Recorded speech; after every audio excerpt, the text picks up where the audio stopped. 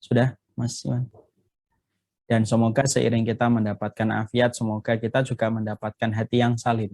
Karena apabila kita telah mendapatkan hati yang selamat, hati yang sehat, maka seluruh kualitas kehidupan kita akan kita peroleh.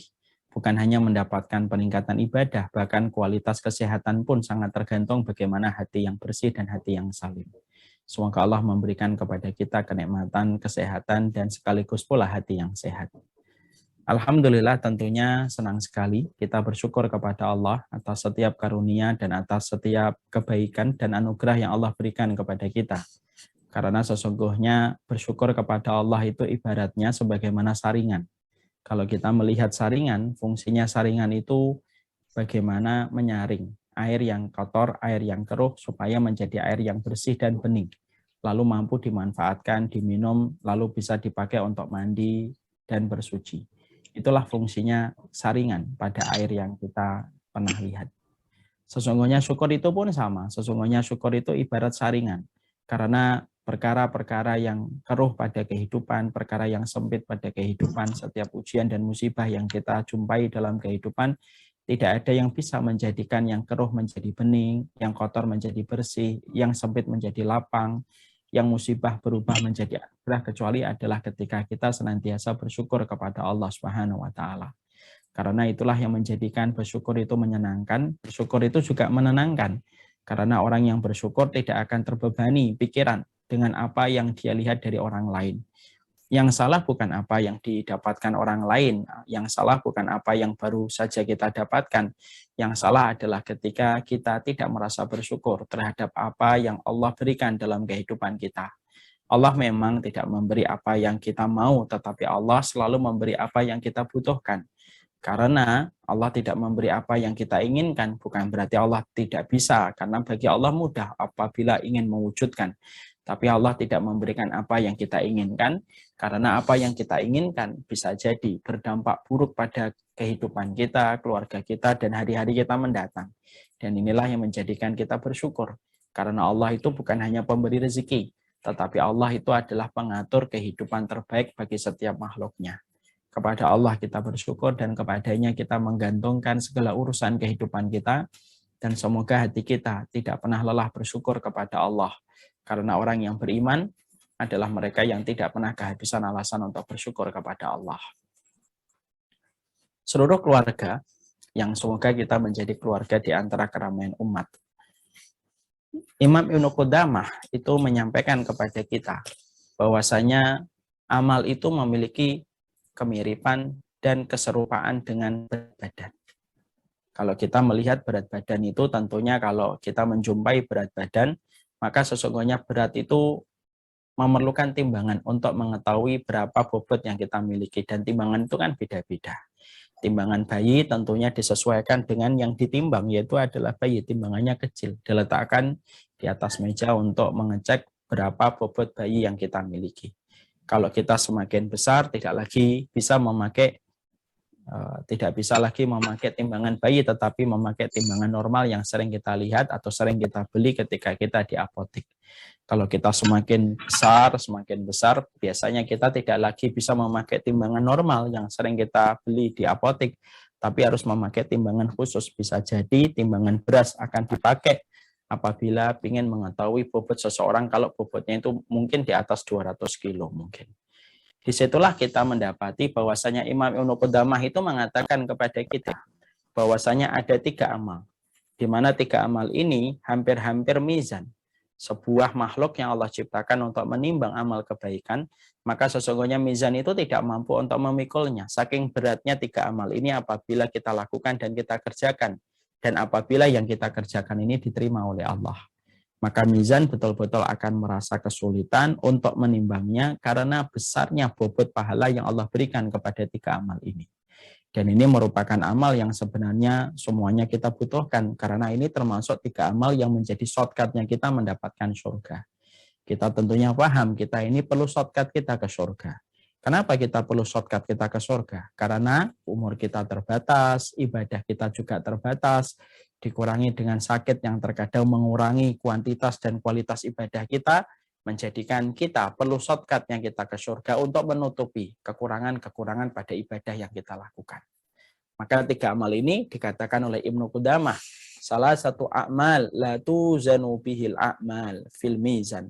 Ada 3 amal yang hampir-hampir mizan itu tidak mampu memikulnya saking beratnya bobot. Apa itu 3 amal? Maka Imam Ibnu Qudamah menerangkan. Yang pertama, amal yang begitu berat ketika ditimbang yaitu adalah mereka yang senantiasa bersabar. Makanya kita menjumpai di dalam surat Az-Zumar ayat yang ke-10. Innama yuwaffas sabiruna ajruhum bighairi hisab. Pahala orang yang bersabar itu pahalanya tanpa ada hitungannya. Dan Allah tidak menceritakan detail. Berapa kali Allah menceritakan pahala orang yang bersabar.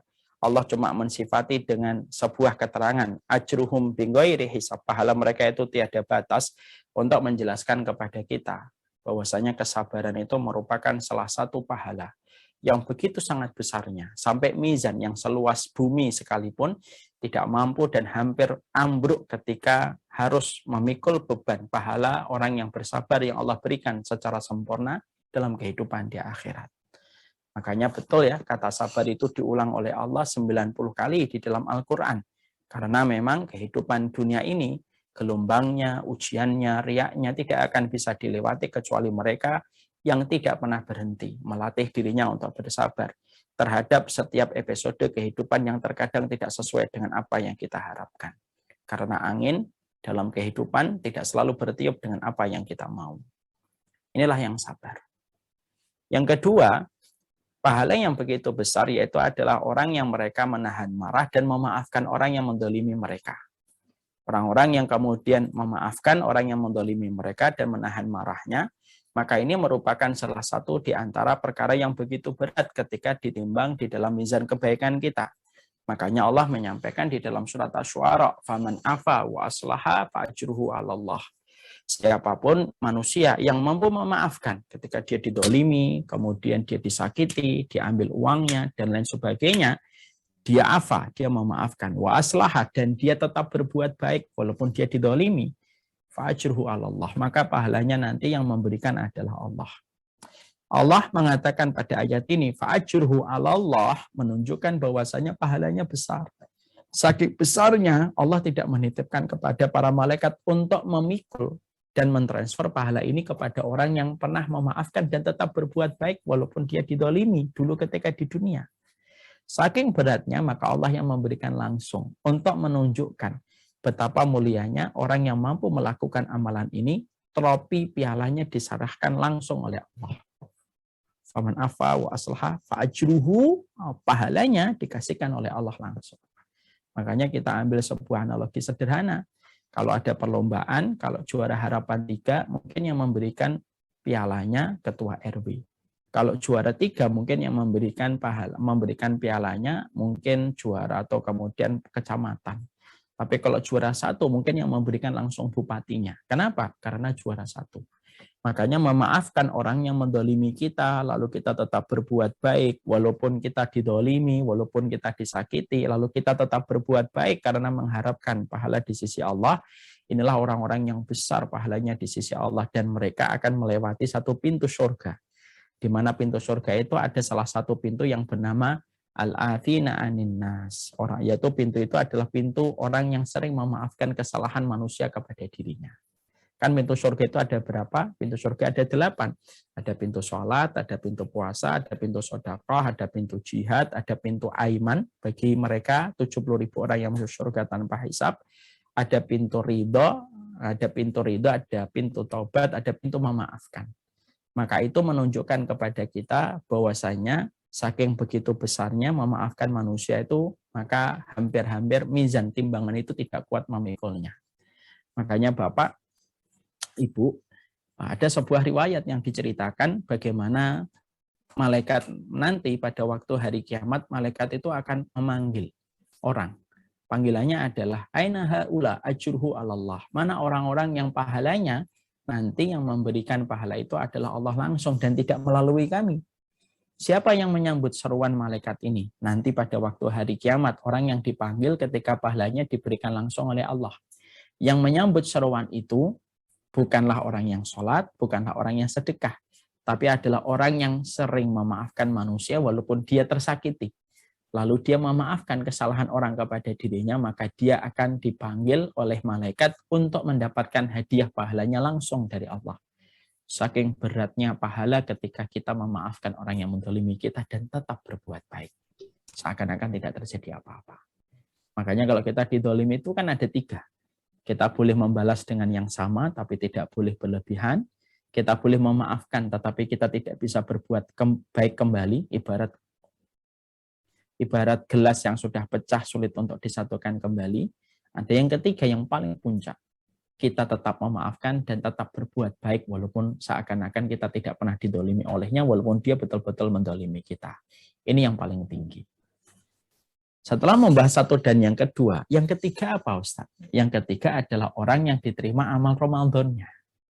Makanya orang yang diterima amal Ramadan itu merupakan salah satu pemberat di dalam mizan kebaikan yang luar biasa, sadar atau tidak sadar kita sebagai penuntut ilmu. Atau mungkin di antara kita mungkin tidak sadar. Karena merasa Ramadan itu ya biasa-biasa aja. Padahal Ramadan tidak pernah biasa.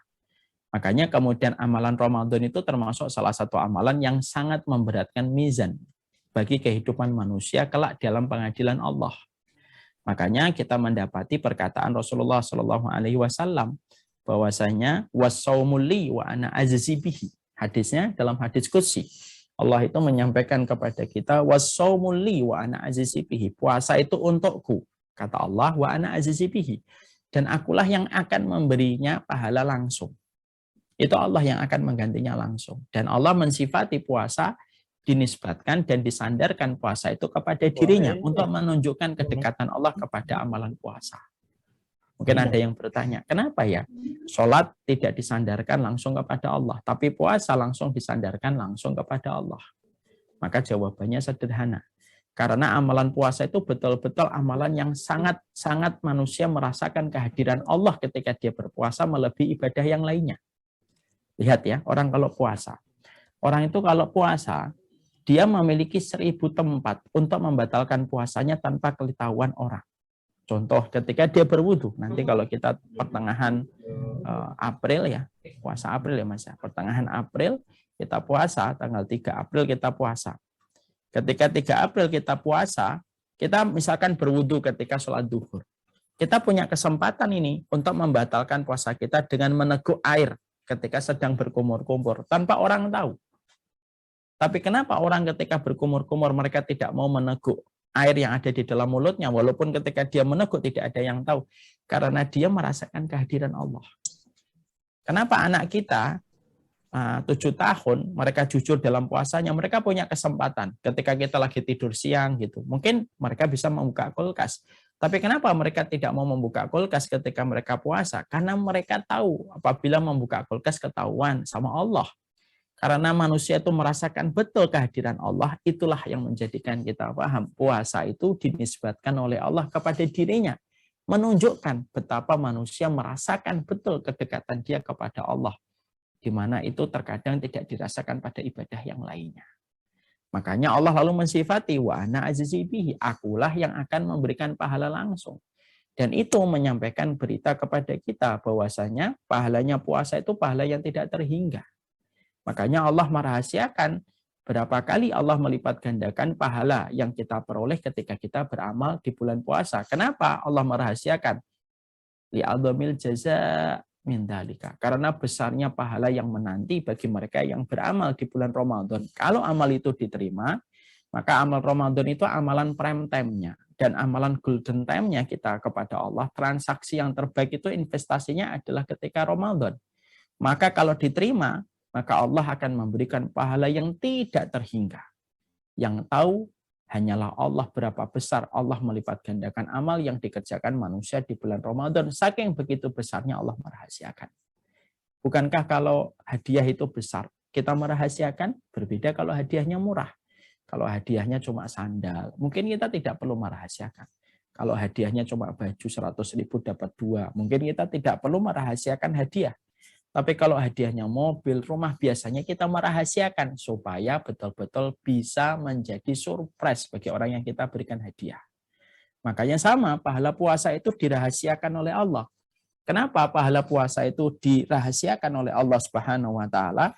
Karena besarnya pahala yang menanti bagi mereka yang betul-betul berpuasa. Makanya Allah rahasiakan berapa kali lipat Allah itu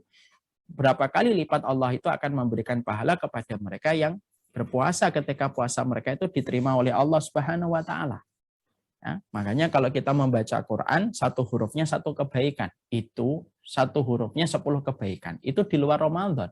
Kalau di bulan Ramadan, kita tidak tahu berapa kali Allah melipat gandakan dan hanya Allah yang tahu.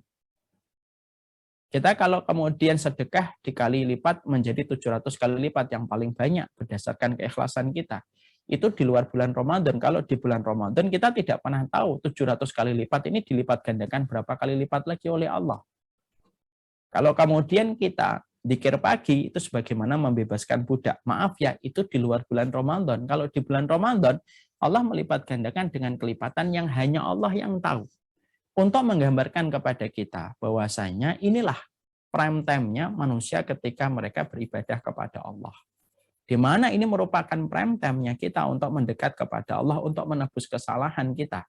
Dan tidak ada satu waktu yang paling banyak Allah membebaskan manusia dari neraka kecuali adalah di bulan Ramadan. Karena kedudukan Ramadan di hadapan Allah itu kayak kedudukan bulan Agustus bagi negara yang kita cintai. Kalau kedudukan Agustus di negara yang kita cintai itu kan sangat histori, sangat luar biasa historiknya. Karena di dalamnya ada hari kemerdekaan. Maka sesungguhnya itu analogi sederhana. Kedudukan Ramadan di hadapan Allah itu sangat begitu istimewa. Makanya kedudukannya sebagaimana kedudukan Yusuf di antara 11 saudaranya. Di mana 11 saudaranya Yusuf tidak ada yang menjadi Rasul kecuali Yusuf yang menjadi seorang Rasul. Makanya saking istimewanya bulan Ramadan ini bulan yang biasa. Ini bukan bulan biasa, ini bulan yang teramat istimewa. Makanya sampai Allah turunkan Al-Quran pada bulan ini. Saking istimewanya bulan ini, maka ini tidak menjadi bulan yang biasa sampai Allah jadikan pintu-pintu surga itu terbuka dan neraka ditutup oleh Allah ketika di bulan Ramadan. Padahal pintu surga itu sebenarnya di luar bulan Ramadan itu tertutup. Sebagaimana keterangan hadis riwayat Muslim yang disampaikan oleh Nabi, wa innahu la ya'tiyanna 'alaiha yaumun wa hiya kadhidun minaziham. Sesungguhnya pintu surga itu 8 tertutup, hening, hari ini tuh hening. Dan akan datang satu hari pintu-pintu surga itu akan terbuka dan orang itu ramai ketika mereka baru saja melewati sirat, mereka berkumpul di depan pintu surga sebelum pintu terbuka. Sebelum pintu surga itu terbuka, berarti pintu surga itu tertutup. Dan khusus di bulan Ramadan, Allah buka pintu surga itu. Dan kita sampai bisa merasakan aura ketaatan itu mendarat dan tercium wangi dalam kehidupan manusia itu ketika di bulan Ramadan.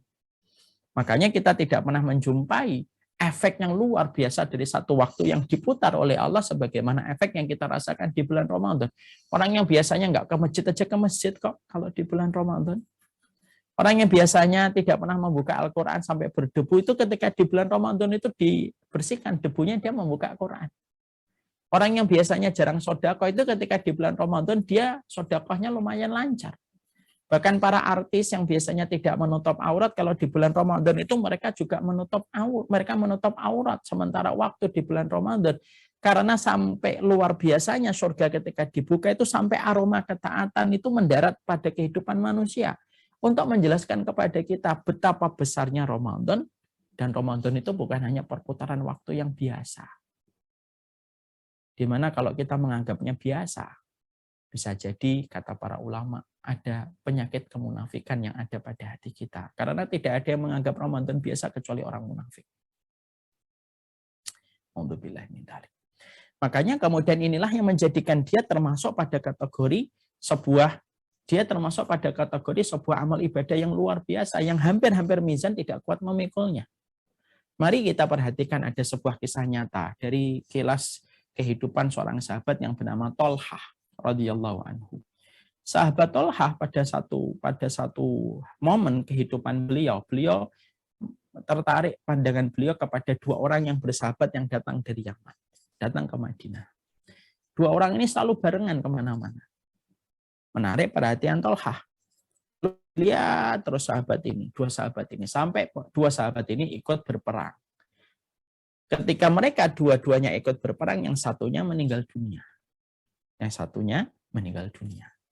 Yang satunya masih hidup, meninggalnya di peperangan. Padahal kita tahu meninggal di peperangan pada zaman Nabi ketika menegakkan kalimat Allah pahalanya besar sekali. Yang satunya masih hidup. Lalu kemudian hidup sampai 1 tahun setelahnya. Jadi 1 tahun setelahnya. Baru setelah 1 tahun setelahnya dia meninggal, itu pun bukan di peperangan. Meninggal biasa. Ketika dua-duanya sudah meninggal, yang satu meninggal di peperangan, yang pertama, yang meninggal berikutnya 1 tahun setelahnya dan meninggalnya bukan di peperangan. Lah sahabat Tolha itu kaget ketika dia pernah bermimpi. Di dalam mimpinya, maka dia menjumpai bagaimana 2 orang yang bersahabat ini kelihatan di dalam mimpinya Tolha radhiyallahu anhu. Dan 2 orang bersahabat ini di depan sebuah tempat yang sangat indah, yang tidak dia sangka kecuali itu adalah surga. Ketika dia tertegun, 2 orang yang bersahabat di dunia ternyata mereka sudah berada di depan surga, di dalam mimpinya Tolha, maka tiba-tiba fayunadi munadin. Ada orang yang memanggil di dalam surga untuk dimasuki di antara kedua ini. Yang membuat Tolha itu kaget, yang dipanggil pertama kali memasuki surga bukan sahabat yang meninggal di peperangan 1 tahun sebelumnya, tapi yang dipanggil pertama kali adalah sahabat yang meninggal setelahnya 1 tahun dari yang pertama. Lama waktu kemudian berlalu, di dalam mimpi itu terasa lama, barulah kemudian yang kedua yang meninggal di peperangan dipanggil oleh pintu surga dan masuk ke dalam surga. Maka ketika pada saat itu telah terbangun. Kok aneh ya? Bukankah yang lebih layak untuk mendapatkan panggilan lebih dulu adalah sahabat yang pertama kali meninggal di dalam peperangan? Kenapa justru dia tidak dimasukkan ke surga dulu dan dipanggil terlebih dahulu? Kenapa malah yang pertama kali dipanggil ke surga itu adalah sahabat yang meninggal 1 tahun setelahnya? Dia nanya sama orang-orang di sekitarnya, circle-nya beliau. Tapi ternyata tidak kunjung mendapatkan jawaban yang memuaskan beliau. Sampai pertanyaan dari mimpinya Tolha terdengar ke telinga Rasulullah. Ketika terdengar di telinga Rasulullah SAW, Rasulullah lalu kemudian memanggil Tolha. Sini Tolha. Apakah kamu bermimpi tentang 2 orang yang datang dari Yaman yang telah gugur dua-duanya? Betul ya Rasulullah. Apa yang kamu lihat di dalam mimpiku? Yang satu meninggal di peperangan, yang satu meninggal 1 tahun setelahnya ya Nabi. Dan itu bukan di peperangan. Aku melihat mereka di depan pintu surga, yang dipanggil pertama kali masuk surga adalah sahabat yang meninggal 1 tahun setelah sahabat yang pertama. Kenapa kok bisa gitu ya Rasulullah? Nabi kemudian menjawab, wahai Tolha, bukankah sahabat yang meninggal 1 tahun setelah yang pertama, ini adalah sahabat yang mendapatkan tambahan waktu 1 tahun? Betul ya Rasulullah. Dengan tambahan 1 tahun ada ratusan sujud dan sholat yang dia kerjakan? Betul ya Rasulullah. Dan ada tambahan 1 Ramadan yang lebih banyak daripada sahabat yang meninggal di peperangan? Betul ya Rasulullah. Lalu Nabi menjawab, sholat tambahan 1 tahun ditambah 1 kali Ramadan. Itulah yang menjadikan derajat yang ditinggikan oleh Allah daripada yang 1 tahun sebelumnya meninggal dunia. Jadi Masya Allah, 1 kali Ramadan itu mempengaruhi derajatnya kita kelak pada kehidupan di akhirat. Makanya tepat kalau akhirnya para ulama mengatakan tidak ada transaksi yang terindah kecuali transaksi yang dilakukan dan dikerjakan manusia di bulan Ramadan. Karena apa? Ini prime time ini. Ini prime time ini. Terus sampai akhirnya para sahabat Nabi karena tahu betapa besarnya kedudukan bulan Ramadan ketika menjadi prime time-nya kehidupan manusia di hadapan Allah, di mana historinya Ramadan itu besar di sisi Allah, itulah yang menjadikan para sahabat itu sebagaimana yang diterangkan oleh Imam Ibn Rajab. Imam Ibn Rajab itu salah satu ulama dari mazhab Imam Ahmad bin Hanbal. Maka Ibn Rajab itu berkata, para sahabat Nabi, mereka membagi waktunya itu dalam 1 tahun 12 bulan itu membagi waktunya ada 2.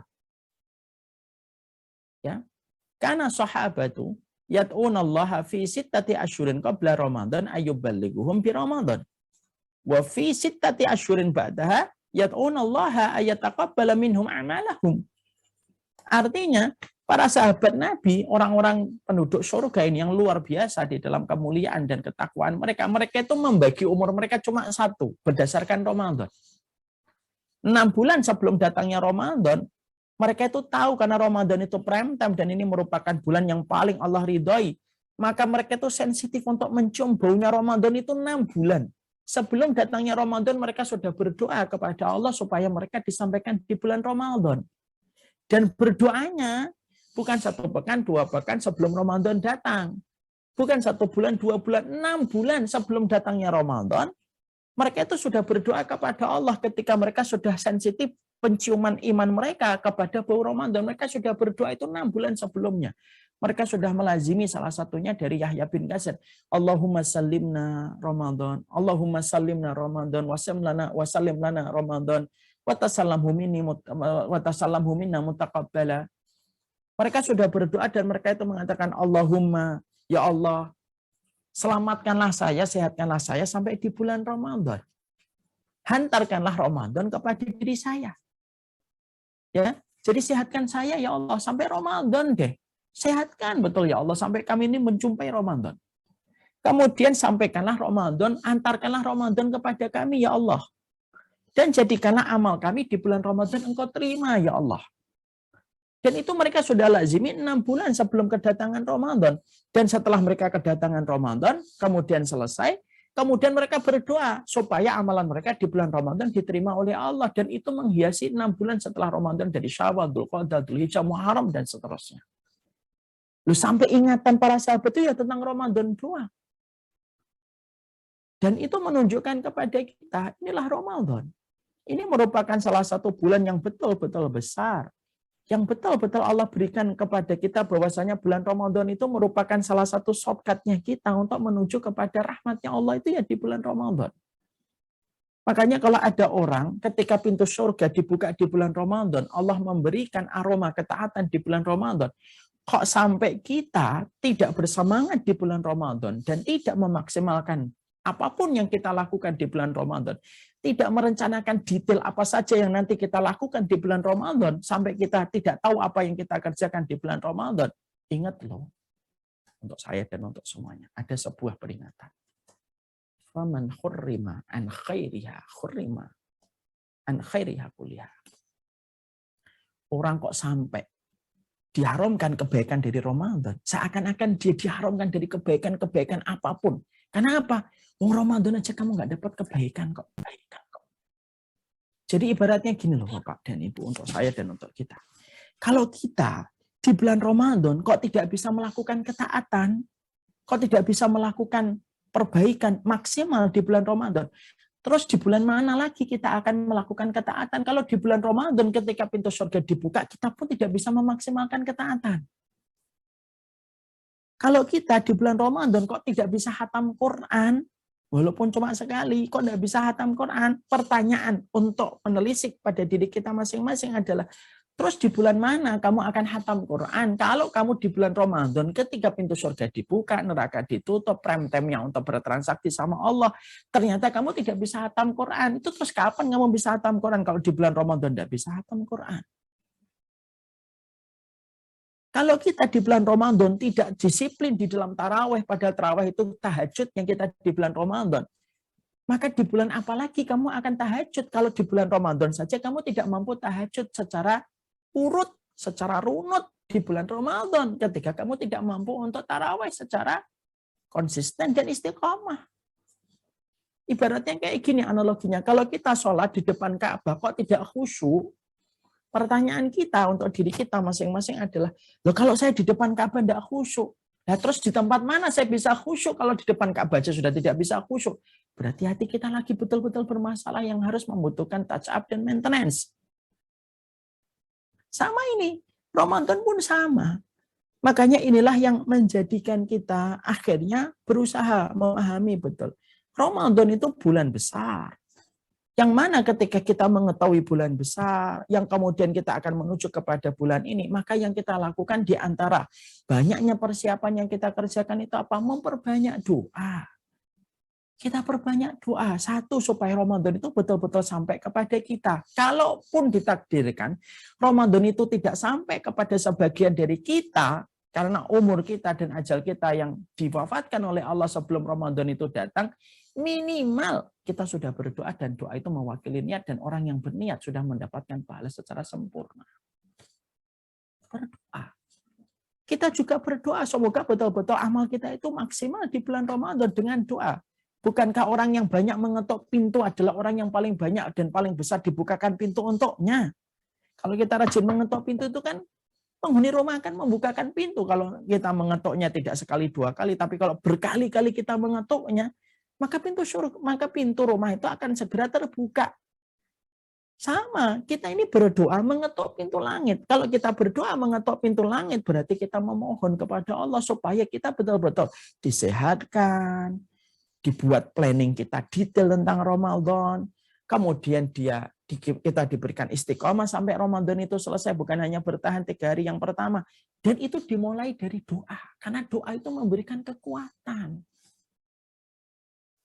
Jadi kalau kita ditanya secara simpel, apa yang kita harus lakukan ketika menghitung mundur kepada Ramadan, Ustaz? 1, berdoa. Karena itu dilakukan oleh orang-orang yang mulia pada umat ini ketika mereka berdoa 6 bulan sebelum datangnya Ramadan. Dan mereka mempersiapkan yang pertama itu apa? Yat'unallaha fi sittati asyurin qabla Ramadan ayyuballighuhum fi Ramadan. Mereka berdoa sama Allah 6 bulan supaya mereka diberikan kesempatan mencicipi Ramadan, merasakan deburan ketaatan, gelombang ibadah ketika di bulan Ramadan, dan berdoa supaya amalnya diterima. Coba, mari kita tanya diri kita. Sudahkah kita melangitkan langit semesta ketaatan kita, menjumpai Ramadan yang sudah mulai mengibarkan atau mulai menggerakkan tangannya memanggil kita sudah dengan kita berdoa? Atau jangan-jangan kita juga nggak sadar bahwasanya Ramadan baru datang, baru sadar ketika iklan sirup marjan sudah banyak, sarung sudah mulai muncul iklannya, baru kemudian kita berdoa. Moga-moga kita termasuk gitu. Makanya betul. Kalau kemudian judulnya adalah melangitkan doa menjemput Ramadan. Karena apa? Doa itu kekuatan. Merubah yang lemah menjadi kuat. Merubah yang tidak mungkin menjadi mungkin. Merubah yang mustahil menjadi mustajab. Merubah yang ringkih menjadi kokoh. Itu dengan doa. Dan mintalah kepada Allah. Mintalah kekuatan, kesehatan, Ramadan kita datangi, dan Ramadan diberikan kesempatan kembali untuk kita menebus dosa kita, dan semoga kita termasuk di antara deretan orang yang dibebaskan dari api neraka di bulan Ramadan. Mintalah istiqomah di bulan Ramadan, dan yang ketiga, mintalah supaya amal kita diterima di bulan Ramadan, walaupun kita belum melakukan dan belum menjumpai Ramadan itu sendiri. Tiga ini. Jadikan kita sehat di bulan Ramadan.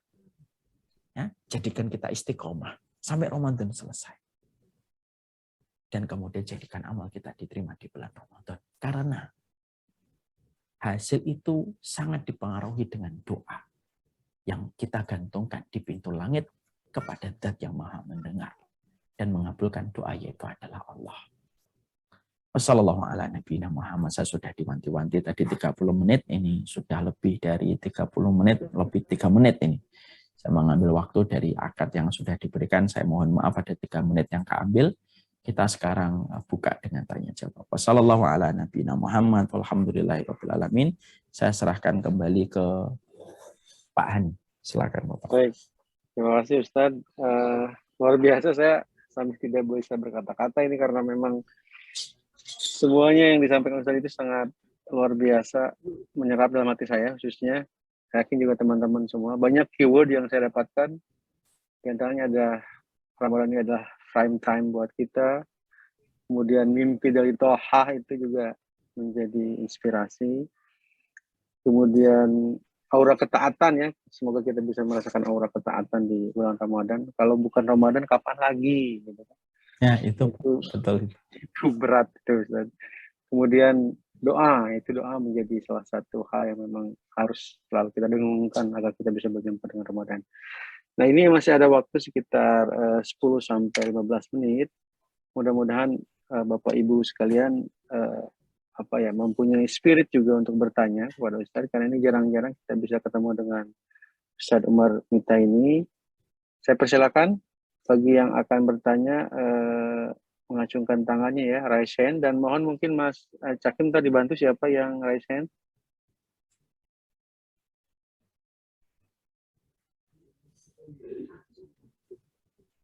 Mas Helmi Kasim ya, yang pertama silakan Mas. Langsung aja Mas. Terima kasih Kang Hani. Assalamualaikum warahmatullahi wabarakatuh. Assalamualaikum. Pak Ustadz, terima kasih.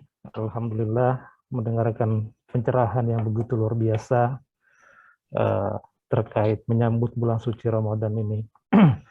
Pak Ustadz, saya ingin bertanya, mohon pencerahan tentang memaknai ibadah di dalam bulan suci Ramadan.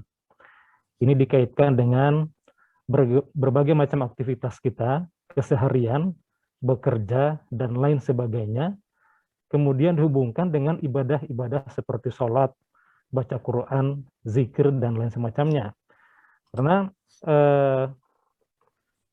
dikatakan bahwa kalau itu semua diniatkan untuk ibadah, insya Allah mendapatkan ganjaran berlipat dari Allah Subhanahu wa Ta'ala. Tetapi ada kekhawatiran jangan sampai ini hanya sebenarnya aktivitas keseharian yang kita lakukan sepanjang tahun, bekerja dan semacamnya, meskipun itu untuk misalnya mendukung kepentingan publik, tetapi kemudian itu menjadikan kita menjadi, ya mungkin bisa saja lalai ketika melakukan semua kegiatan itu di dalam bulan suci Ramadan ini dengan pilihan-pilihan alternatif bentuk ibadah yang lain yang utama. Khususnya misalnya pada 10 hari terakhir Ramadan, kalau yang kita lihat misalnya seperti di Masjidil Haram, 10 hari terakhir, 10 malam terakhir bulan suci Ramadan, malah itu kalau malam istirahatnya cuma sebentar, sholat terus sampai jam 3 subuh, sampai masuk waktu sahur. Nah, kemudian begini, ada semacam apa namanya ya, ungkapan di kalangan masyarakat bahwa kita bekerja ini juga adalah ibadah. Kita melakukan aktivitas ini itu juga adalah ibadah. Dan insya Allah kalau itu diniatkan untuk mencapai ridha Allah, akan mendapatkan ganjaran yang banyak dari Allah, khususnya apalagi bila itu dilakukan di bulan suci Ramadan. Dengan mencontohkan juga misalnya ada perang yang dilakukan oleh Rasulullah pada bulan suci Ramadan, dan itu tidak menurunkan semangat ibadah mereka di bulan suci Ramadan. Nah, ini bagaimana Pak Ustadz menyikapi memaknai ibadah ini dengan bentuk-bentuk aktivitas yang kita lakukan khususnya di dalam bulan suci Ramadan ini. Nah, itu saja mungkin dari saya kembalikan ke Kang Hamid, terima kasih. Ya, langsung aja Ustadz, biar tidak lupa, langsung dijawab aja. Ntar berikutnya mungkin Ibu Ulfa ya, habis Mas Yarni. Silakan Ustadz, dijawab langsung aja. Iya. Sebenarnya begini Bapak, kalau kita harusnya memahami dulu definisi ibadah. Definisi ibadah itu ismun jami'un lima yuhibbuhullah wa yardah minal aqwali wal afali al-dhahirah wal batinah. Nah, dinamakan ibadah itu segala perkara yang dicintai oleh Allah dan diridhai oleh Allah dari perkataan dan perbuatan. Ibadah itu ada yang makhdah, ibadah yang dilakukan anggota fisik kita, dan ada ibadah yang ghairu makhdah. Ketika perkara mubah yang kita lakukan, kita niatkan karena Allah, maka itu pun menjadi ibadah. Dan tentunya kita paham, bekerja itu adalah ibadah, tetapi dengan niat yang lurus. Bahwasanya kita beribadah ketika kita bekerja, kita ingin supaya kita tidak menjadi beban bagi orang lain. Kita ingin memberikan kecukupan dari harta yang halal untuk diri kita, istri kita, dan anak-anak kita, menegakkan tulang, beribadah kepada Allah dengan rezeki yang kita peroleh. Maka itu pun juga merupakan bagian dari sebuah niat yang benar. Makanya mari kita merenungkan di dalam surat Al-Jum'ah, فَإِذَا قُضِيَتِ الصَّلَاةُ فَانْتَشِرُوا فِي الْأَرْضِ وَابْتَغُوا مِنْ فَضْلِ اللَّهِ وَاذْكُرُوا اللَّهَ كَثِيرًا لَعَلَّكُمْ تُفْلِحُونَ. Kalau kamu sudah selesai sholat Jumat, ya jangan duduk. Terus berdiri, lanjutkan untuk mencari karunia Allah yang tersebar di atas muka bumi, dan banyaklah berzikir supaya kalian itu menjadi manusia yang beruntung. Di situ Allah menyuruh kita jangan duduk lama-lama. Jangan kemudian dari sholat Jumat ke asar, maghrib, isya baru pulang, tapi habis sholat Jumat selesai, zikir, bergegaslah untuk mencari karunia Allah. Disinilah kita paham bahwasanya bekerja itu berbeda konsepnya orang yang beriman dengan kalangan materialisme dan kapitalisme. Orang materialisme dan kapitalisme, mereka bekerja itu sifatnya adalah mengumpulkan dunia dengan angka deret. Orang yang beriman ketika mereka bekerja bukan di situ yang mereka inginkan. Itu juga bagian yang nanti mereka peroleh. Tapi tujuannya bukan di situ. Tujuannya adalah supaya kita tidak merepotkan dan menjadi beban bagi orang lain. Dan kita mampu menegakkan tulang kita. Berarti disitulah kita paham bekerja itu ibadah. Ya. Makanya kalau kemudian saya ini pernah ditanya ya, Ustadz, kalau saya itu jarang bisa sholat duha, saya jarang bisa berzikir ketika waktu pagi karena kesibukan saya sudah aktivitas dari semenjak pagi. Saya ngomong kepada beliau, sebenarnya simpel Pak. Bapak ketika bangun, niatkan apapun yang Bapak lakukan hari itu ibadah. Walaupun Bapak tidak duha, walaupun Bapak tidak zikir karena terpacu dengan waktu, tetapi ketika Bapak sudah niatkan pekerjaan Bapak, kelelahan Bapak, keletihan Bapak itu karena Allah, maka itu pun menjadi ibadah. Dan tidak selalu ibadah itu dari sholat duha. Karena bisa jadi apa yang kita lakukan hari ini ketika kita niatkan karena Allah pun ini ibadah.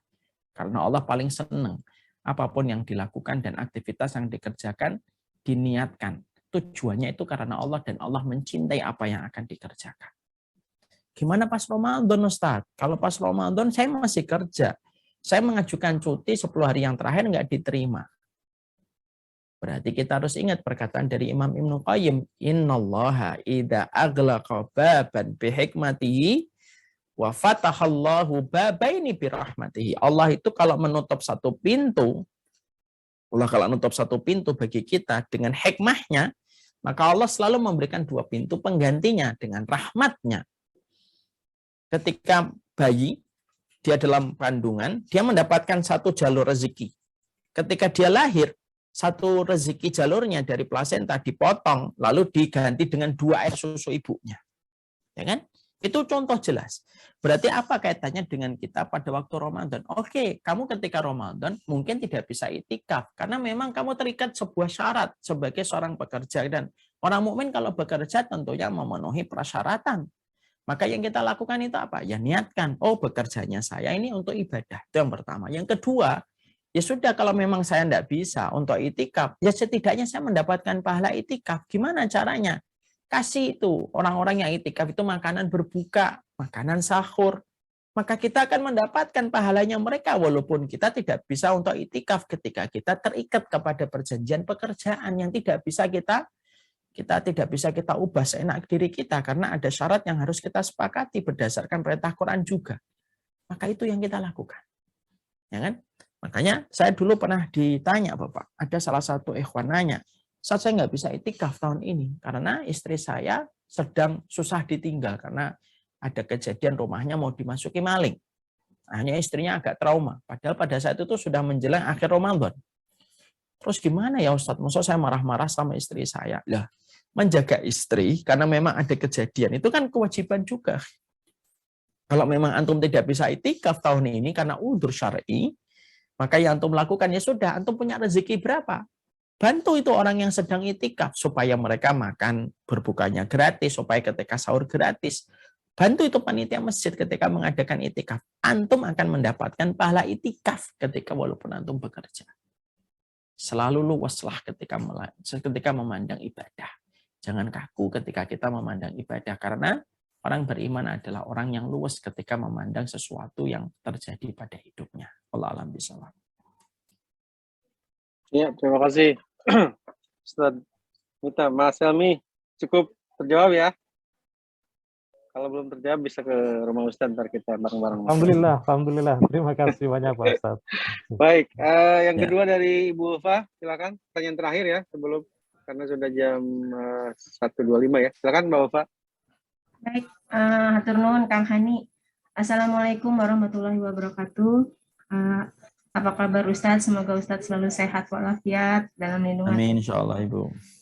Jazakallah khair. Terima kasih atas ilmunya yang mungkin beberapa juga saya baru dengar di kajian Ustadz yang sekarang. Ada beberapa yang ada mungkin satu hal yang ingin saya tanyakan terkait tadi Ustadz sampaikan bahwa pintu surga itu ada beberapa macam. Yang saya agak tertarik itu terkait pintu surga yang dimasuki oleh orang yang memaafkan orang lain. Seperti juga saya pernah dulu mungkin mendengar kisah maupun membaca kisah sahabat Nabi yang dulu dia diberikan khusus pintu surga khusus karena beliau selalu setiap sebelum tidur itu memaafkan orang lain. Kalau nggak salah itu sahabat Abdullah bin Amr ya, Ustaz ya. kalau saya tidak salah. Bukan Abdullah bin Amr. Abdullah bin Saya- Amr itu sahabat yang menyaksikan dari sahabat Ansor. Ibu. Oh, yang namanya, ya, sahabat Ansarnya namanya siapa Ustaz? Iya. Nggak disebutkan dalam hadis. Oh, tidak yang disebutkan. Ya. Oh, baik. Maafan saya salah. Intinya memang untuk menjadi seperti itu kayak ilmu kita ini kan masih sangat-sangat terbatas dan sangat butuh kelapangan hati, ilmu ikhlas lah yang saya pahami bahwa untuk bisa memaafkan orang yang mungkin kalau cuma sekali menyakiti kita, mungkin itu akan lebih mudah timbang memaafkan orang yang berkali-kali menyakiti gitu. Nah, dan satu hal lagi Ustadz terkait sebelum Ramadan itu kan biasanya kita selalu meminta maaf banyak tuh kita sering terima broadcast mohon maaf lahir batin karena menyambut Ramadan. Itu yang ingin saya tanyakan pertama, apakah itu ada dalilnya, kebiasaannya dulu sahabat melakukan itu? Kalau ada mungkin mohon disampaikan. Yang kedua, apakah ada doa? Itu tadi Ustadz terkait bisa memaafkan orang yang mungkin sudah berulang kali menyakiti kita, yang menzolimi kita. Nah itu apakah ada doa khusus buat kita agar hati kita bisa lapang, legowo, ikhlas untuk memaafkan. Terutama ini sudah mau menjelang Ramadan, biar Ramadan kita bisa lebih menjalankan ibadah Ramadan itu bisa dengan hati yang lebih lapang. Mungkin itu aja. Jazakallah khair. Jazakallah khair. Terima kasih Mbak Ulfa, silakan Ustadz, langsung saja. Bisa menjadi orang yang memaafkan, orang yang mendolimi kita itu harus menghadirkan banyak spektrum yang menjadi perenungan kita. Salah satunya, orang yang terkadang mendolimi kita itu justru memberikan kebaikan tanpa kita sadari. Berapa banyak makanan pahit tetapi justru baik untuk kesehatan kita, dan justru berapa banyak makanan manis dan asin tapi justru buruk untuk kita.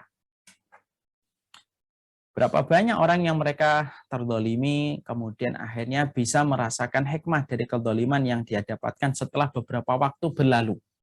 Itu sudah terlalu banyak kisahnya. Ya, bisa jadi minimal dengan kita terdolimi, akhirnya kita berdoa sama Allah.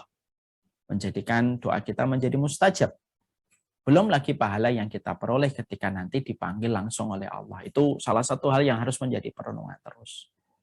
Cuma berada di permukaan untuk bisa melakukan ini semuanya tentunya tidak gampang karena tetap manusia. Bahwasanya dia tetap manusia dan bukan malaikat yang terkadang naik turun. Ya. Maka yang kita minta adalah kita meminta keridhaan kepada Allah. Allahumma inni as'aluka ridha fi qadaik. Ya Allah, aku minta keridhaan dalam setiap takdir yang Engkau perjalankan kepada kehidupanku. Maka mintalah keridhaan kepada Allah. Ya, supaya kemudian kita mampu untuk terus bersabar karena hidup itu cuma sebentar ya, dan bisa jadi orang mendolimi kita justru akan melahirkan kebaikan yang kita syukuri di masa mendatang. Ini yang kita harus pahami yang pertama. Yang kedua, bagaimana kita betul-betul lapang kita ketika kita menghadapi orang-orang yang semacam ini yang terus merusak kita. Kalau memang kita dalam kondisi yang sulit, maka boleh kita menjaga jarak dulu untuk memberikan kekuatan terlebih dahulu kepada hati kita. Kalau memang kita memerlukan space supaya kita bisa bernafas. Memaksakan sesuatu yang kita belum bisa itu juga tidak tepat. Karena apa? Allah juga nggak mau maksa kok.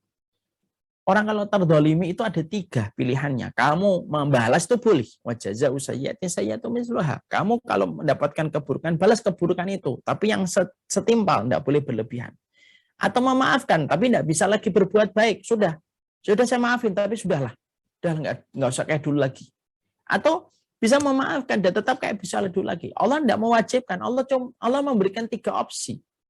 Berarti kalau kita memang belum mampu, yang ketiga, yang paling puncak, ya sudah nggak usah kita paksakan dulu. Mungkin amal kita, rezekinya bukan di situ. Saya jaga jarak deh. Kasih saya ruang untuk bernafas. Kalau kamu sudah sering mengulang-ulang kedoliman itu kepada saya. Karena Allah tidak maksa harus yang ketiga. Boleh kok kita balas tuh, boleh kita ditampar sini, kita boleh balas tampar sini. Yang terpenting jangan berlebihan. Sesuai dengan apa yang kita peroleh, sesuai itu yang kita balas. Tapi itu pilihan hanya memuaskan saja, tapi tidak dosa. Tapi kita akan jadi puas. Atau memaafkan dan tetap berbuat baik. Pilih yang menurut kita bisa. Kalau kita ngerasa keimanan kita lagi turun, ya sudah. Lebih baik kita jujur. Jaga space lah. Saya pengen nafas. Daripada kita memaksakan yang ujungnya malah tidak baik untuk kita. Selama tidak keluar dari aturan opsi yang diberikan oleh syariat. Kemudian yang berikutnya tentang masalah meminta maaf. Apakah ada syarat meminta maaf? Meminta maaf itu ada ketika kita berbuat salah. Kalau kita tidak berbuat salah, ya tidak usah kita meminta maaf. Dan apakah meminta maaf itu harus di bulan Ramadan, menjelang Ramadan? Oh, enggak. Setiap waktu kita itu merasa, saya pernah gibahin dia, minta maaf. Tidak usah nunggu Ramadan, kita minta maaf. Makanya biasanya nanti kalau sebelum Ramadan, biasanya ada banyak puisi-puisi dan yang puitis. Ketika tangan tidak lagi bisa berjabat, ketika kaki tidak bisa melangkah gitu. Nah, orang banyak yang memplesetkan berarti itu tanda stroke katanya. Tapi kan kemudian itu hanyalah perkara yang sifatnya itu ya mungkin kebiasaan saja. Yang sebenarnya kalau kita kembalikan kepada referensi pada kehidupan para sahabat Nabi, mereka tidak melakukan itu. Tapi kalau kita memang ngerasa ya saya ingin minta maaf, ya minta maaf itu kapan saja tanpa harus menunggu Ramadan. Wallahu a'lam bishawab. Ya, baik, terima kasih Ustadz. Ibu Ufa sudah cukup ya? Alhamdulillah, barakallah. Baik. Ustadz, mohon berkenan mungkin sebelum ditutup memimpin doa bersama. Ini ada sekitar 80 partisipan yang hadir hari ini. Agar kita semua mungkin bisa bertemu dengan Ramadan. Mohon berkenan mungkin memimpin doa bersama Ustadz. Bismillahirrahmanirrahim. Allahumma inna nas'aluka bi'annaka antallahu al-ahadus samad alladzi lam yalid wa lam yulad wa lam yakul lahu kufuwan ahad. Rabbana la tu'akhidna in nasina akhtana rabbana wa la tahmil alaina isran kama hamaltahu ala alladziina min qablina rabbana wa la tuhammilna ma la taqata lana bihi wa'fu 'anna waghfir lana warhamna anta maulana fansurna 'alal qaumil kafirin. Allahumma barik lana fi Rajab wa Sya'ban wa balighna Ramadan. Allahumma sallimna Ramadan wa sallim lana Ramadan wa tasallamhu minna mutaqabbala. Allahumma sallimna Ramadan. Allahumma sallim lana Ramadan wa tasallamhu minna mutaqabbala. Allahumma sallimna Ramadan wa sallim lana Ramadan wa tasallamhu minna mutaqabbala. Ya Allah, berkatilah kami di bulan Rajab dan Sya'ban dan sampaikanlah kami di bulan Ramadan. Ya Allah, hantarkanlah Ramadan kepada kami, sehatkanlah kami sampai di bulan Ramadan dan jadikanlah semua ketaatan kami Engkau terima di bulan Ramadan yang dicatat oleh malaikat raqib. Sehatkan kami ya Allah. Istiqomahkan kami dan jadikanlah amal kami tidak hanya menjadi tulisan kenangan tanpa ada pahala di sisimu ya Allah. Jadikanlah pahala mengiringi setiap ketaatan kami di bulan Ramadan. Hapuskanlah dosa-dosa kami ya Allah. Jadikanlah kami adalah orang yang berhak untuk mendapatkan pembebasan api neraka di bulan Ramadan-Mu ya Allah. Hanya kepada Engkau kami berharap dan kepada Engkau kami menggantungkan segala urusan. Wassallallahu ala nabiyina Muhammad walhamdulillahirabbil alamin. Terima kasih Ustadz Umar Mita. Sekali lagi kami dari Mahkamah Konstitusi, khususnya dari teman-teman Rohis, mengucapkan terima kasih karena berkenan menjadi pembicara di kajian hari ini. Para teman-teman semua juga terima kasih sudah meluangkan waktu untuk nge-zoom bareng ya, menimba ilmu dari Ustadz Umar Mita. Semoga kita bisa bertemu lagi dengan lain kesempatan. Kita tutup dengan pembacaan hamdalah bersama-sama. Alhamdulillah alamin. Terima kasih. Waktu saya kembalikan ke Mas Syakil. Silakan. Saya pamit Bapak. Baik, terima kasih Pak Ustadz. Saya juga. Amin.